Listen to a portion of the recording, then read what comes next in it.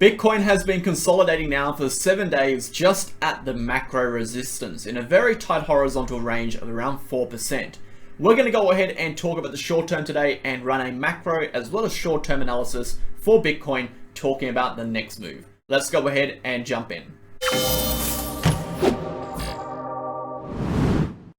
Okay guys, welcome back to the channel. Thank you for tuning in. We're going to go ahead and take a look at Bitcoin in the short term today, and there is a heap to talk about, and there is a lot of layers to today's analysis because there's a lot of indecisiveness in the charts. But we're going to try to break it down layer by layer and talk you guys through it, run a full analysis obviously on the short term, and give you guys some price predictions for where we think Bitcoin is going to be making the next move to in the coming week. Let's go ahead and dive in. Now before we do, smash the like button, hit the comment button, and subscribe to the channel. Obviously, if you are new guys, we do daily videos on Bitcoin. They're all technical analysis focused, all structural analysis focused, focusing on the data, focusing on the charts. So if you're interested in charting, if you're interested in analysis, this is the place to be. We talk you guys through everything, not only showing you, but teaching you guys essentially along the way. So go ahead and smash that subscribe button. You can also join our Telegram channel, which will be our second link down below. You can get access on all of our videos over here, updates, charts, analysis, information, news events, and so much more. If you're interested in our VIP channel, you can go ahead and click on our VIP memberships over here. Find all our information over here, or look at our trading track record since 2021. All the results are in over here, and you can go ahead and join up. There's over 520 members and our active group chat you'll get access to. So let's start with the market data, and then we'll take a look at Bitcoin, but there really is a lot to talk about today, and I don't want to overly complicate it. So market data currently, guys, just to summarize it all, what we're looking at here, 39.45% for the month. Absolutely phenomenal. Again, one of the best months we've seen Bitcoin in recent times. Actually, the best months we've seen for Bitcoin since October 2021. So absolutely insane, guys. It has been a phenomenal month for Bitcoin. We've had a lot of movement upwards. Great to see for the spot bags, but again, it can cause a little bit of confusion in the market when we do get these rapid surges of volatility, especially when a lot of the market weren't prepared or didn't expect this to happen. Moving on, guys, 24-hour volume, you can see over here is down 12%. We are starting to slow down in volume. This has been a recent trend over the last few days. We're starting to see volume come down a little bit, and of course liquidations are dropping to 80 million. So we'll come back and talk about it in a second, but 24-hour volume now has been dropping for a few days, and that's a very important piece of information going forward in our analysis. So we'll get you guys to remember to that. So volatility is 2.12%. Again, we're starting to see volatility plateau a little bit at the top over here, and we'll talk about that again later in our analysis, but something to keep an eye on. And of course, our liquidations, particularly in the last day, we have seen a fairly good spread between liquidations. We did see a massive chunk in liquidations on our shorts not too long ago. I think that was about 6 hours ago, but prior to that, we've seen longs and shorts being liquidated, and in the last 24 hours, again, a pretty even spread between the two, with a lot of liquidation weeks upwards and downwards as per the current chart over here. Again, guys, this is a chop zone, meaning we are going to see these sideways pushes with liquidations to either side, and it can really confuse people, and it does actually confuse you in the market when you see this, particularly at that time, because these look like breakouts, and then they fake out back down, liquidating positions, and it continues to do that over and over. So you get a lot of false breaks down, and it is quite confusing, but we'll discuss that in today's video again.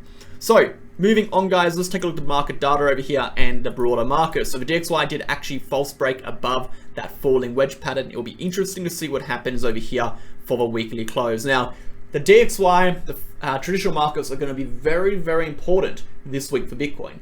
This is the week Bitcoin is going to make that next move, which is going to be to move up to 25,000, okay? Or the correction back down to potentially anywhere between 20,000 to 19,200. We'll talk about that again, okay?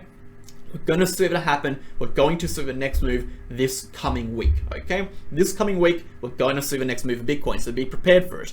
So the DXY has fallen back in this falling wedge again. If the DXY continues downwards, we are going to see the traditional markets rally, and we're going to see Bitcoin rally. If the DXY does actually continue upwards here, starts clearing some of these highs, we're going to go ahead and see it rally to 103, and that will result in Bitcoin pulling back at resistance and the potential fake out on the S&P 500, and obviously the Dow Jones retracing. Moving on, guys, let's take a look at the Dow Jones. So the Dow Jones isn't really out of the blue yet. It's still kind of not really in the clear. We are at that dotted trend line. We do need to break above that dotted trend line and start clearing these highs over here. Again, the only real point of interest is over here at 35,000.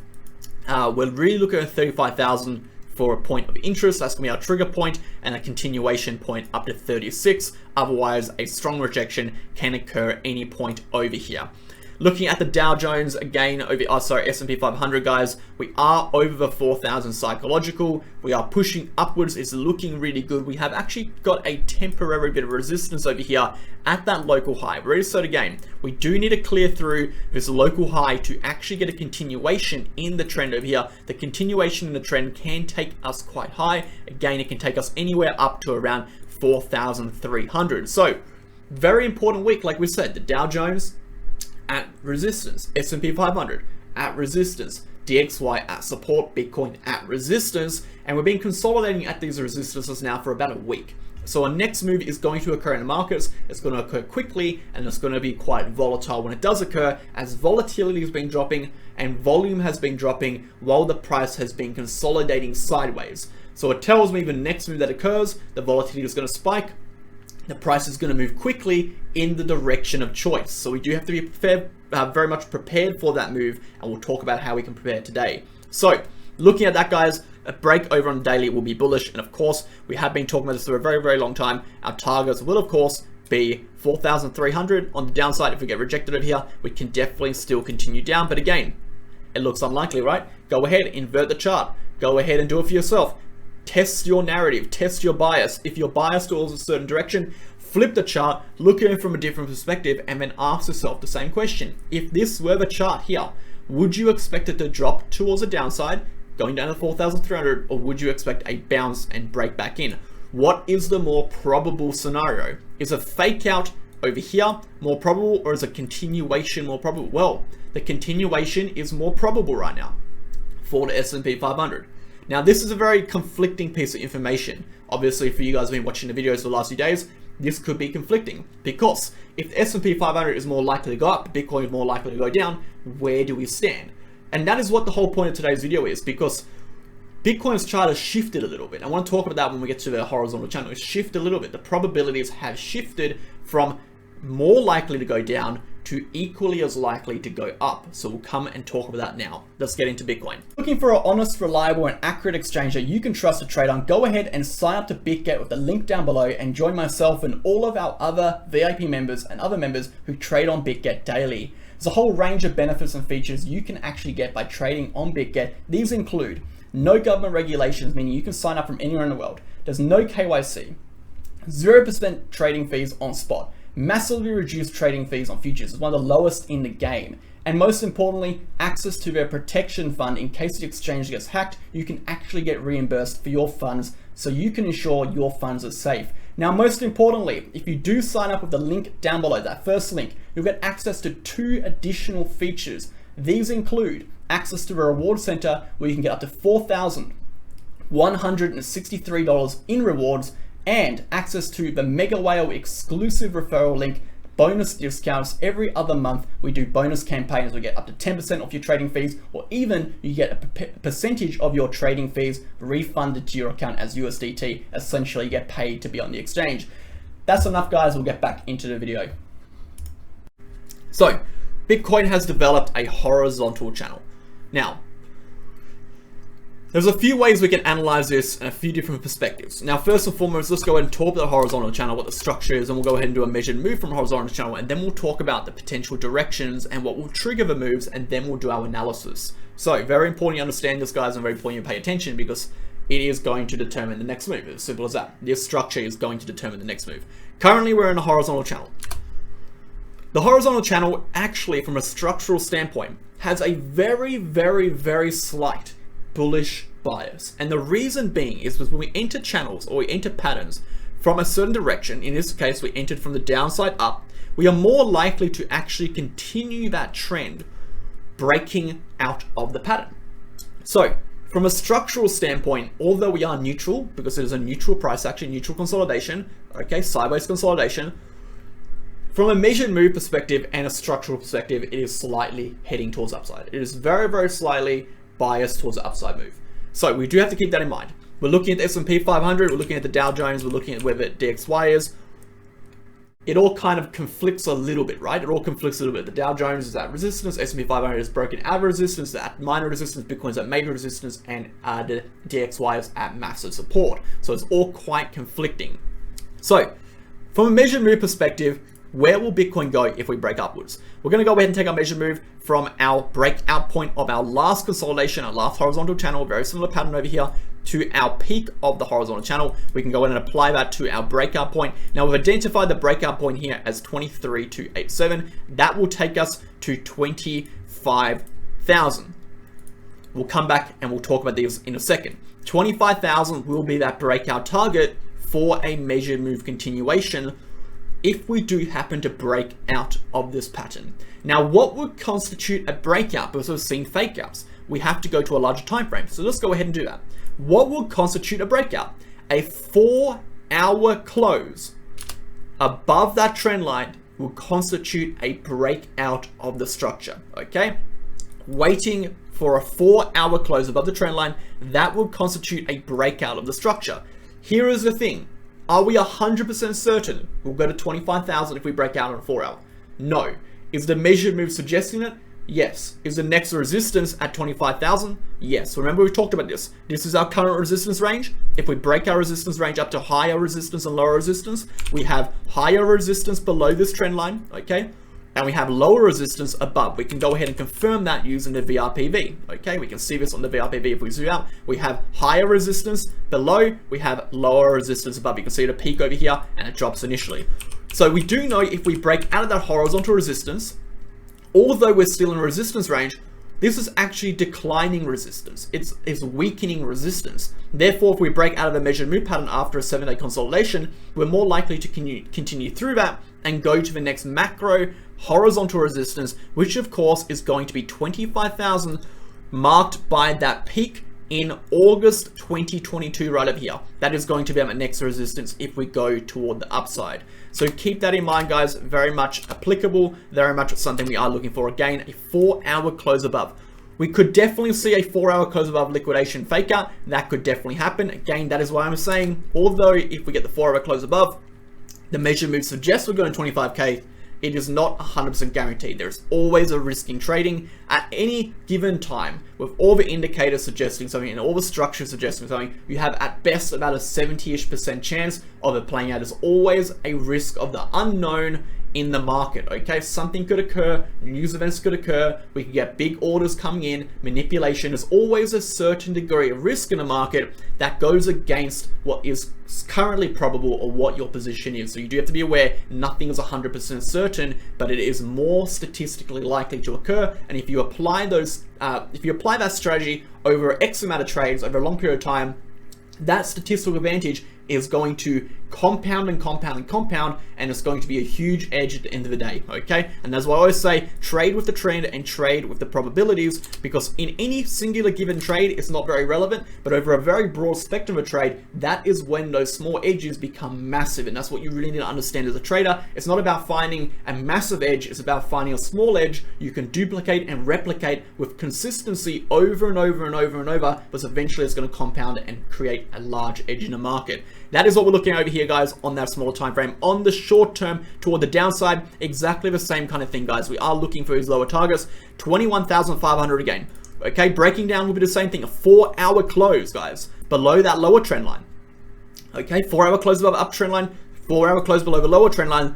We'll be heading toward the downside, guys. We are looking for 21,500. Okay, that being the lower or upper resistance of the horizontal channel. We are looking for 20,800. Okay, the lower support, we're looking for 20,100, 19,500, and finally, guys, if we do drop any lower, we're looking for about 19,200. And the reason being is because that is the VRPV POC level on the larger time frame. I'll go ahead and bring up over here. You can see 19,200, the POC level on the larger time frame on the VRP right over here. Okay, 19,200. That will be the lowest we could go, I think, on this move if we do reject. And again, guys, the Dow Jones, S&P 500, DXY are closed. Okay, the markets are currently closed. And that is why this coming week is going to be a big week. But 7 days now of sideways consolidation, 7 days of decreasing bullish momentum, 7 days of decreasing volatility and volume, and the price has stuck sideways. A big move is coming for Bitcoin. It's going to either go upwards, won that breakout, or go downwards, but it's going to happen in this week. So you know what the plan is now. You've got the structural validation points that you need to execute the plan. Now it is a game of waiting. Obviously, the chart is definitely not looking amazing in the larger time frame. Like I said, we have a lot of indecision over here. We have a lot of weakening in the trend. If we look at some of the indicators, the trend is definitely weakening, okay? With the RSI divergence still popping up, the daily dropping in RSI, okay? Dropping momentum, increasing price. It is definitely showing signs of weakness, and it is completely normal to show signs of weakness when we understand why weakness appears in the chart. Weakness appears in a chart, particularly after large moves, when we have a very explosive move, okay, and then we consolidate sideways. That necessarily doesn't mean the chart, the trend is weak, but it is showing us weakness relative to the prior move. We have to understand that this is relative to the prior move. This is weakness relative to the prior move. Very important thing you understand when you are doing TA. It is all relative to what has happened prior to where we are now. And that is why a lot of people get caught up in, oh, the RSI is oversold or overbought, but it just keeps going up for months and months. The RSI can remain overbought for a very, very, very long time, guys. In uptrends, aggressive uptrends, it can remain overbought for sometimes years if we're looking at a larger time frame. So I'm not saying it will, but what I'm trying to say is this is not alone. This isn't enough to go ahead and say we're going to drop. It is enough to go ahead and say we're going to drop when we look at the consolidation at resistance. When we go ahead and look at the VRP, we are rejecting from there. We look at the volume and volatility. We look at the short-term trend lines breaking. It is enough, but that alone is, what is it telling us? It's telling us, in comparison to this rally we had, we are seeing a drop in momentum relative to that rally because of that sideways compression, with a decrease in volatility and decreasing volume at resistance, and therefore the momentum is starting to fall, okay? That is what it tells us. Again, I don't want to come across overly bullish because I'm definitely not on the short term. On the macro, I'm very bullish. Everyone already knows that. I'm very bullish on the macro. In fact, we got in at 17,600. We've been buying up since 19,200 POC break. We called the falling wedge break over here. We've been bullish, okay? But on the short term, I am definitely more neutral right now as I'm waiting for a short-term pattern to develop before I take my next trade, okay? Right now, I am playing a little bit more towards both sides. I have a few shorts. I have a couple longs. I'm waiting for this move, and I'll execute according to the charts, according to the structure, and according to the data. Before we finish it off, guys, let's go ahead and run a quick technical analysis, guys. Just bring up a couple indicators to see how they've developed over the last few days in relation to this sideways consolidation, right? Because of the sideways consolidation now for a few days, some of the indicators may have developed, shifted, even changed a little bit to more of a bullish stance. So let's go ahead and bring up our Gaussian channel. A great tool to identify the overall strength of the trend. Again, this is going to be a great tool to indicate when we are going to flip bearish. So looking at the Gaussian channel, we are waiting to see weakness on the 4-hour. Again, 4-hour is the key level we're looking at. We are in a larger time frame structure. This is a daily structure, right? It's a daily structure. We've had a daily structure over here. It's a week, all right? This is 7 days, so we call it a daily structure, but this is greater than a week. We are looking for a break into that Gaussian channel.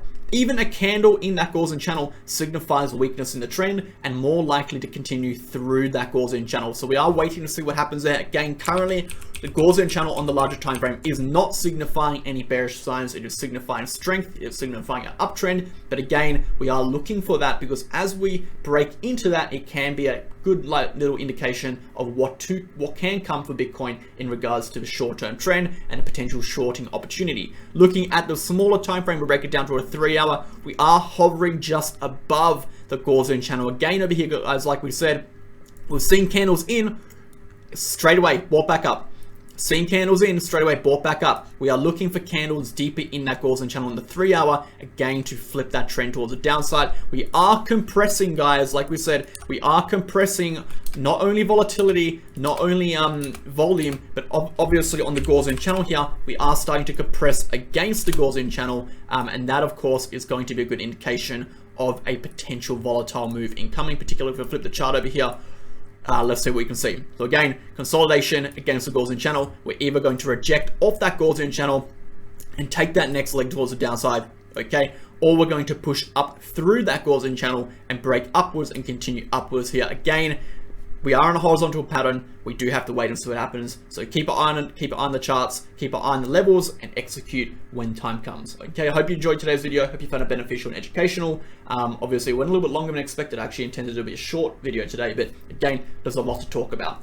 Before we finish up, go ahead and sign up to a Crypto Academy. You can go ahead and email us over here. We teach you everything you need to know to analyze charts, look at market patterns, structures, use TA, use technical indicators the way we do, and even implement them into your own trading. And most importantly, how to manage psychology when trading, how to set rules, how to set validation points, and how to reduce drawdowns, you know, how to avoid going into these detrimental downward spirals in trading, revenge trading, emotional trading, how to limit those and how to avoid those. And this kind of stuff has saved you thousands and thousands of dollars over the next few years of trading. It's a very, very cheap course. Actually, it's the cheapest course on the market, particularly with the amount of content we give you guys. It really made it affordable for you guys to go ahead and jump in. So go ahead and contact us and we'll send you all information. With that being said, I'll see you tomorrow. Cheers.